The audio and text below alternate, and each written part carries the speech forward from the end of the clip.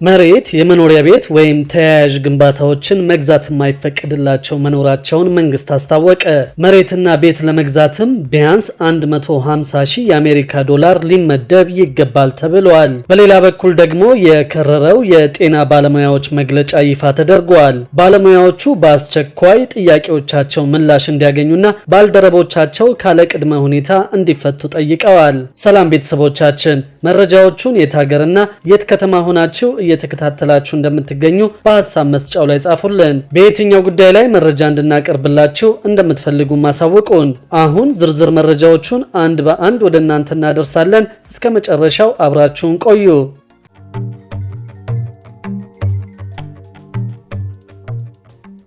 መሬት የመኖሪያ ቤትን ወይም ተያያዥ ግንባታዎችን መግዛት የማይፈቀድላቸው መኖራቸውን መንግስት አስታወቀ።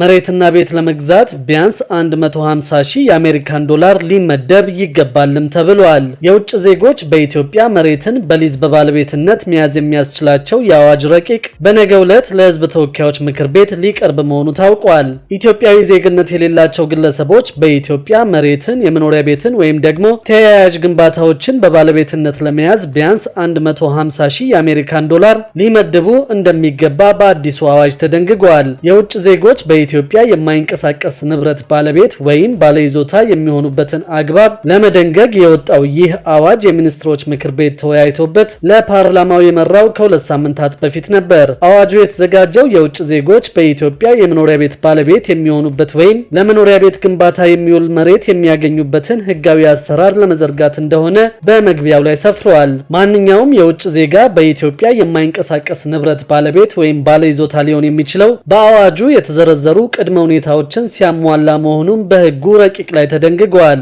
በቅድመ ሁኔታ ዝርዝሩ ላይ በመጀመሪያው ረድፍ ላይ የተቀመጠው የውጭ ዜጋው ስም፣ ዜግነትና ሌሎችን ማንነትን የሚገልጹ ሕጋዊ ሰነዶችን ማቅረብ የሚለው መስፈርት ነው። የውጭ ዜጋው የማይንቀሳቀስ ንብረት ባለቤት ለመሆን የሚያስፈልገውን አነስተኛ የገንዘብ መጠን ለማሟላት በቂ አቅም ያለው መሆኑን በአዋጁ በቅድመ ሁኔታነት ተቀምጧል። ማንኛውም የውጭ ዜጋ የማይንቀሳቀስ ንብረት ባለቤት ለመሆን የሊዝ ዋጋውን ጨምሮ ለአንድ የመኖሪያ ቤት ግንባታ ሙሉ ዋጋ ወይም ለመኖሪያ ቤት ግዢ የሚመድበው አነስተኛ የገንዘብ መጠን ከ150 ሺህ የአሜሪካን ዶላር ያነሰ ሊሆን አይችልም ይላል ረቂቅ አዋጁ።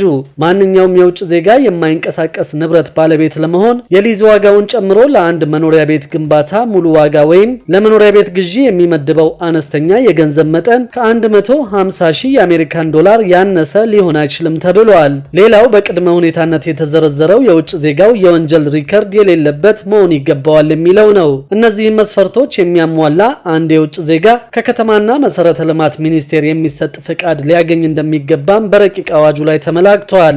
ሚኒስቴር መስሪያ ቤቱ የፍቃድ ይሰጠኝ ማመልከቻ ላቀረበ የውጭ ዜጋ አስፈላጊውን ምርመራ በማድረግ በ15 ቀናት ውስጥ ውሳኔ መስጠት ይጠበቅበታል። የከተማና መሰረተ ልማት ሚኒስቴር ከዚህ በተጨማሪ ከውጭ ዜጎች የሚጠበቀውን የአነስተኛ ገንዘብ መጠን ከፍ ወይም ዝቅ የሚያደርግ የእያንዳንዱን የሊዝ ቦታ ወይም ቤት ስፋት እንደዚሁም የሊዝ ይዞታዎችን ወይም ቤቶችን አጠቃላይ ቁጥር የሚወስን መመሪያ የማውጣት ስልጣን በረቂቅ አዋጁ ተሰጥቶታል። ሚኒስቴር መስሪያ ቤቱ መመሪያውን የሚያወጣው የቤቶች ገበያ ወቅታዊ ሁኔታን፣ የከተሞች የማይንቀሳቀስ ንብረት አማካይ ዋጋን፣ የውጭ ዜጎች በቤቶች ገበያ ያላቸውን ተሳትፎ መጠንና የአዋጁን ዓላማ ለማሳካት የሚረዱ ሌሎች ምክንያቶችን መሰረት በማድረግ እንደሆነ ረቂቅ አዋጁ ያስረዳል።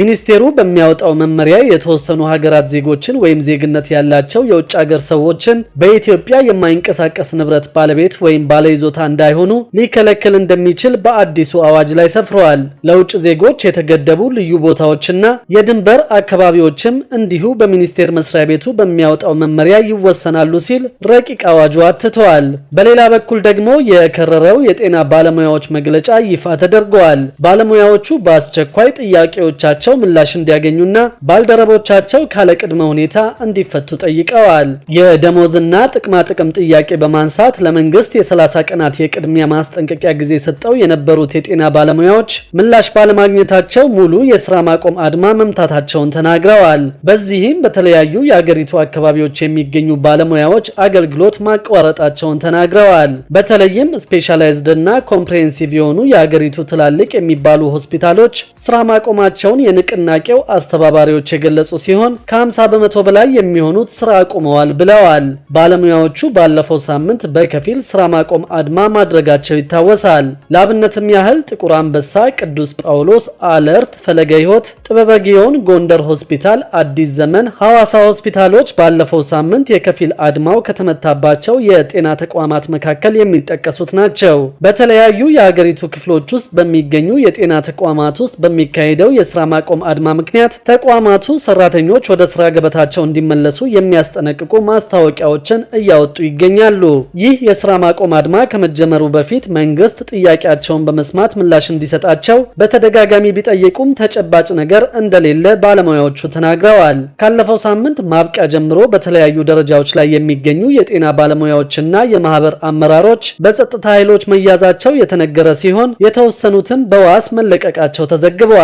ዓለም አቀፍ የሰብአዊ መብቶች ተከራካሪ የሆነው አምነስቲ ኢንተርናሽናል በእስር ላይ የሚገኙ የጤና ባለሙያዎች ሙሉ በሙሉ እንዲለቀቁ ጥሪ አቅርበዋል። ከቀናት በፊት በኢትዮጵያ ቴሌቪዥን ላይ የቀረቡት የጤና ሚኒስትሯ ዶክተር መቅደስ ዳባ መንግስት የጤና ባለሙያዎቹን ጥያቄ ለመመለስ እየሰራ መሆኑን ማመልከታቸው ይታወሳል። በሌላ በኩል ደግሞ የመጠቀሚያ ጊዜው አልፎበት ወደ ሀገር እንዳይገባ ታግዶ የነበረ የስንዴ ዱቄት መግባት መጀመሩ ተገለጸ። ስንዴው ለሁለት ጊዜ እገዳ ተጥሎበት ነበርም ተብሏል። የመጠቀሚያ ጊዜው አልፎበት ወደ ሀገር እንዳይገባ ታግዶ የነበረ የቱርክ የስንዴ ዱቄት በቅርቡ በድብቅ መግባት መጀመሩ ተደርሶበታል። የንግድና ቀጠናዊ ትስስር ሚኒስቴር ሁለት ጊዜ ወደ ሀገር ውስጥ እንዳይገባ አግዶት የነበረ ቱርክ የተመረተ የስንዴ ዱቄት በድብቅ በድጋሚ እንዲገባ እየተደረገ መሆኑ ታውቋል። ሚያዝያ 3 ቀን 2017 ዓ.ም 210 ሜትሪክ ቶን እንዲሁም ደግሞ ታህሳስ 10 2017 ዓ.ም 40 ሜትሪክ ቶን በሚኒስቴር መስሪያ ቤቱ ወደ ሀገር ውስጥ እንዳይገባ የታገደበትን ደብዳቤ የንግድና ቀጠናዊ ትስስር ሚኒስቴር የድሬዳዋ ቅርንጫፍ ጽሕፈት ቤት ኃላፊ የሆኑት አቶ ተስፋዬ ሀድጉ ፈርመውበታል። ለጉምሩክ በተጻፈው ደብዳቤ በመርከበው ደራራ አላሌ ተመዝግቦና ተጭኖ የመጣው ይህ ዱቄት በምርቱ ላይ በተደረገ ፍተሻ የኢትዮጵያን አስገዳጅ ደረጃ ያላሟላ ስለሆነ ወደ ሀገር ውስጥ እንዳይገባ የሚል ሲሆን ጉምሩክ አፈጻጸሙ ላይ ክትትል እንዲያደርግም ይጠይቃል። መሰረት ሚዲያ እንደዘገበው ከሆነ እነዚህ የስንዴ ዱቄት ከረጢቶች ከወራት በፊት የመጠቀሚያ ጊዜያቸው ያለፈባቸው ሲሆን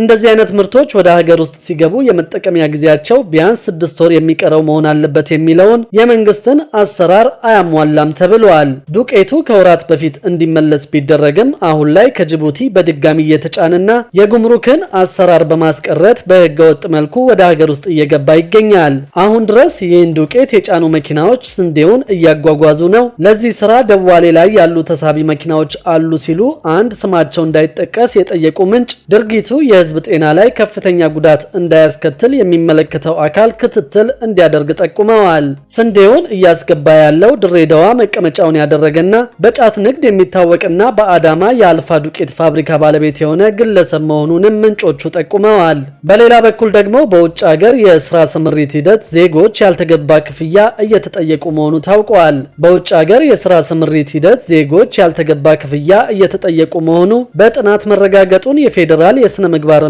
ጸረ ሙስና ኮሚሽን አስታውቋል። በመንግስት የውጭ ሀገር የስራ ስምሪት አሰራር ስራ ፈላጊዎች ያለምንም ክፍያ ወደ ውጭ ሀገር መላክ እንዳለባቸው ቢታወቅም አሁን ላይ ለስራ የሚላኩ ዜጎች መክፈል ብቻ ሳይሆን የተጋነነ ክፍያ እየተጠየቁ መሆኑን በፌዴራል የስነ ምግባርና ጸረ ሙስና ኮሚሽን የአስቸኳይ ሙስና መከላከል ዴስክ ኃላፊ ወይዘሮ ቀጸላ መንግስቱ ተናግረዋል። ክፍያውን የሚጠይቁት ኤጀንሲዎች መሆናቸውን በጥናት መረጋገጡን የሚገልጹት የዴስክ ኃላፊዋ ኤጀንሲዎቹን የመቆጣጠርም ሆነ አጠቃላይ የውጭ ሀገር የስራ ስምሪትን የሚያስፈጽምና የሚከታተለው የስራና ክህሎት ሚኒስቴር መሆኑን ገልጸዋል።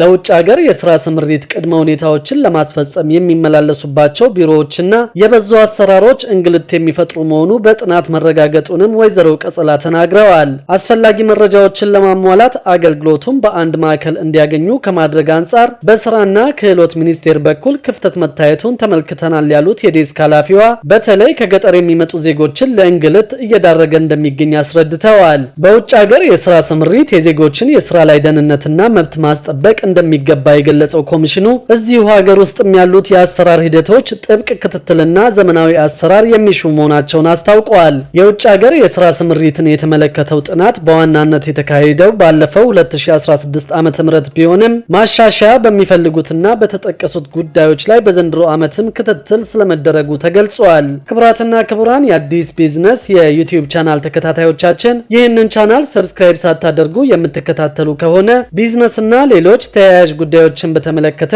አዳዲስ መረጃ ለማግኘት የዩቲዩብ ቻናሉን ሰብስክራይብ በማድረግ ቤተሰብ እንድትሆኑም በትህትና እንጠይቃለን።